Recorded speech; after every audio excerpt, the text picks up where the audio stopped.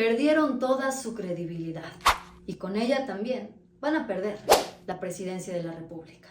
Han intentado a toda costa vincular al presidente Andrés Manuel López Obrador con el crimen organizado para borrar de la memoria de los mexicanos las pruebas de que el gobierno panista de Felipe Calderón no solo se vinculó con los delincuentes, sino que les abrió las puertas, los equipó con el operativo Rápido y Furioso y les permitió su crecimiento desmedido. De eso hay mucho más que solo pruebas.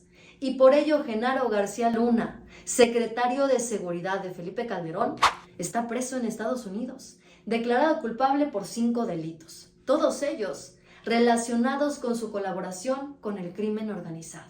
Y resulta que para borrar todo esto de la memoria de los mexicanos, primero sacaron un reportaje sobre una investigación del supuesto financiamiento ilícito a la campaña de López Obrador en 2006. En menos de 24 horas se supo que no solo era una investigación cerrada porque no había pruebas, sino que también salió el periodista, un agente de la DEA y hasta el gobierno de Estados Unidos a declarar que no había nada en contra del presidente de la República. Aún así, la derecha decidió omitirlo y dar por vinculante una investigación vieja y ya descartada por las autoridades. Luego Loret de Mola, desde Latinus, se encargó de elaborar lo que parece ser un montaje. El equipo de Loret consiguió contactar a un presunto delincuente, buscado por las autoridades mexicanas y estadounidenses. Y no solo lo contactó, sino que se fue a la Sierra de Guerrero a entrevistarlo. Una vez más, en menos de 24 horas se había caído la nota de Latinus, sin pruebas, con información imprecisa y contradictoria. Pero la derecha dio por verdadero el montaje. Finalmente, lo publicado por el New York Times resultó ser una burla, una nota periodística sobre una investigación que no prueba nada según ellos mismos. Una investigación por la cual, una vez más, el gobierno de Estados Unidos tuvo que salir a declarar que no había nada en contra del presidente de México. Pero eso sí, todo esto llega en un punto clave para el país, previo a la elección presidencial y bajo una estrategia de golpeteo constante por parte de la oposición que aspira a anular la elección acusando la intervención del crimen organizado. Crearon una tendencia en redes sociales para hacerle creer al mundo que el presidente López Obrador estaba relacionado con el crimen organizado.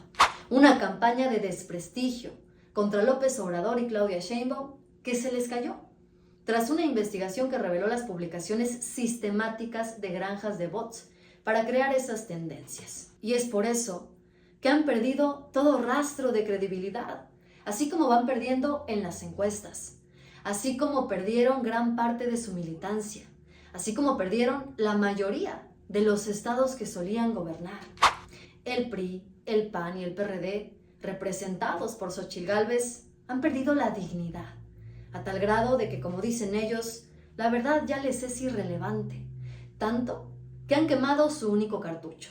Repetir hasta el cansancio que este gobierno es el más inseguro, repetir que el presidente abraza delincuentes o que la campaña de Claudia Sheinbaum está financiada por criminales.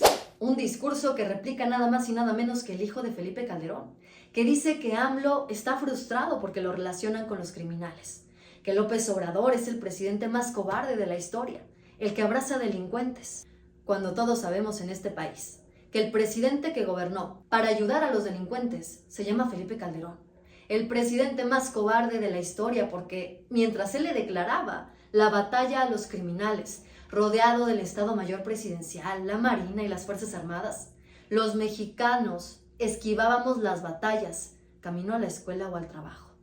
Felipe Calderón resultó tan cobarde que no se atreve a poner un pie ni en México ni en Estados Unidos. Es tan cobarde que abrazaba a Genaro García Luna mientras mandaba reprimir, censurar y hasta encarcelar a periodistas. Y eso es lo que espera la oposición que olvidemos los mexicanos para creerles a ellos.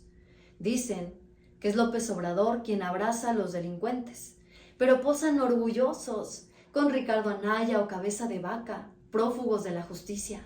Dicen que es López Obrador quien censura, pero el coordinador de comunicación de Xochitl Gálvez es Max Cortázar, el que censuró y persiguió periodistas en el sexenio de Felipe Calderón.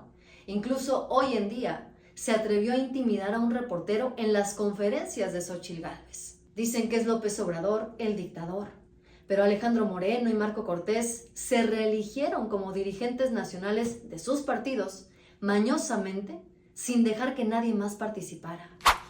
Dicen que este gobierno atenta contra la democracia, pero fueron ellos, desde su alianza, los que no dejaron a sus militantes votar para elegir a su candidato presidencial, que además prometieron sería ciudadano y resultó ser una ciudadana que ha vivido de la política durante los últimos años y se ha beneficiado de ella para sus negocios personales.